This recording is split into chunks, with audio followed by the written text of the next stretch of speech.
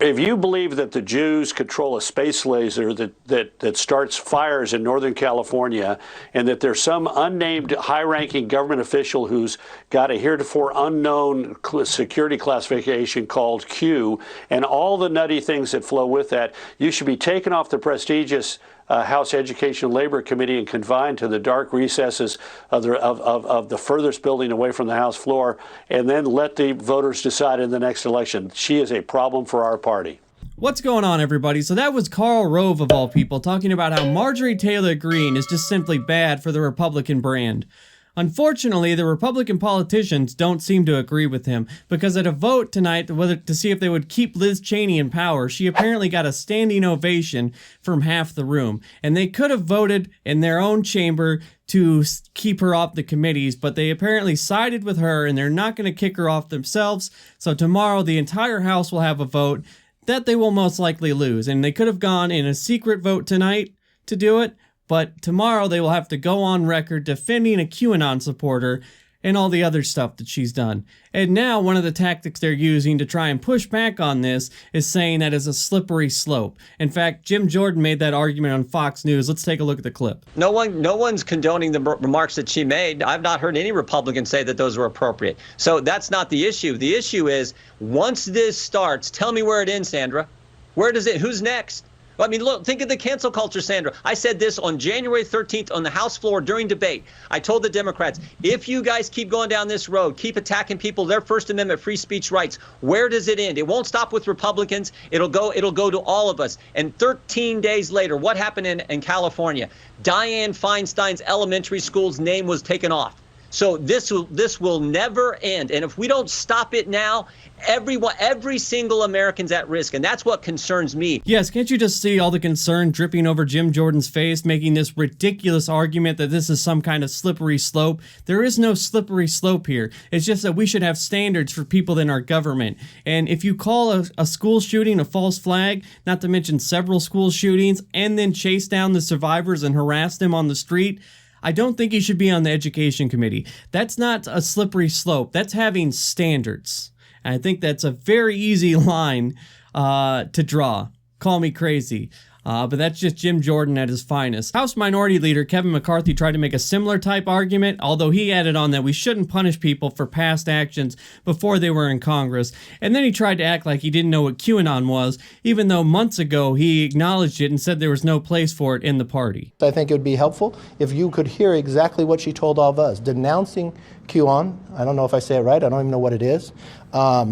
Any from the shootings. She said she knew nothing about lasers or all the different things that have been brought up about her. There is no place for QAnon in the Republican Party. I do not support it. And the candidate you talked about has denounced it. Look, Marjorie Taylor, she walked around with the Bible looking for reps to leave, and Omar saying that they needed to swear under the Bible and not the Quran. Like, how are you going to deal with it? Look, our party is very diverse. You mentioned two people who are going to join our party, and both of them have denounced QAnon. So the only thing I would ask of you in a press, these are new members, give them an opportunity before you claim what you believe they have done and what they will do. Now, honestly, I don't even think I had to play those clips for you because I think it's absolutely absurd for anybody in the Republican Party to try and act like they don't know what QAnon is anymore. It's completely mainstream at this point. Everybody knows what it is, at least somewhat, to anybody that pays attention to politics, especially somebody in GOP leadership. But of course, he's just lying through his teeth because he's mentioned it several times in the past and said how the people that were in the party had denounced it and that she had apologized. And he even said that she had apologized today for all the things she had done in the past, which I don't think is true because, one, she hasn't made these statements publicly, and what she has said publicly is definitely not an apology in any way, shape, or form. In fact, she has said she didn't need to apologize. Just yesterday on the Sebastian Gorka show, this is what she had to say. I've never done drugs. I've never been arrested. The only thing bad I've done is probably gotten a speeding ticket. But you know what? just like every single other person, yeah, I have said things I shouldn't say at some time or another, but I don't think I have anything to apologize for. So refusing to believe Trump-Russian collusion conspiracy theories and looking things up on the internet and asking questions about it on Facebook. Big deal. Just because I posted things on Facebook back in 2018 doesn't mean that I should be removed from my committees here in Congress. It doesn't mean that I shouldn't be here to do the job that I came here to do. What they're angry about at me is I refuse to apologize. I refuse to be whipped into submission by the nasty, bloodthirsty hyenas in the media, and I refuse to back down. Well, that was quite an apology she gave there.